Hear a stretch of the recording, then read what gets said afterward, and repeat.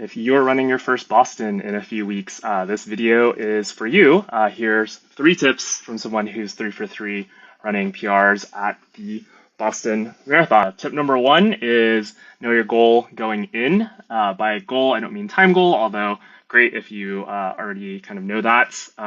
By goal, I mean whether you are there to really fully soak up, immerse yourself in the experience, kind of take it as a celebration or victory lap. You worked really hard to qualify and get here, hopefully get to the start line healthy, and you just want to kind of enjoy the experience versus if you are kind of trying to do it for performance. That's not to say if you are doing the latter that you can't also enjoy everything, but I will say that last year, my 3rd time doing Boston was the first time I noticed the sit-go sign.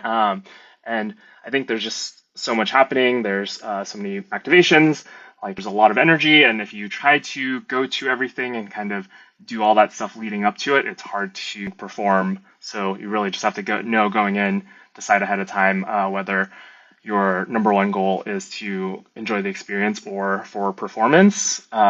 Number 2, is there's a bunch of great data from Brian Rock, who's written a lot about how to kind of guess the Boston qualification cutoff, but he has this great post here that I'll link about kind of the optimal way to run things in the first 10K and, of course, for the infamous Newton Hills. But my tip number 2 is that don't try to break Heartbreak's heart, or it will certainly break yours. You really you don't want to take it super easy on the hills, but you also don't want to, kind of go past lactic threshold and kind of kill yourself. You really do want to take these hills pretty controlled and save everything for the last 10K, which brings me to point number 3.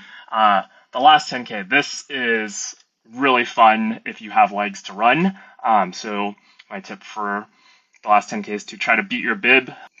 Your bib numbers are basically in order of qualifying time. Obviously, a lot can happen, whether people ran their qualifying time 6 months or 18 months ago, but I think it's fun to try to beat your bib, and that really does happen in that last 10K.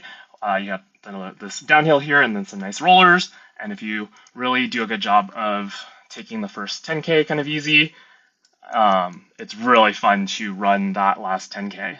So awesome. That is 3 tips for the Boston Marathon. Enjoy.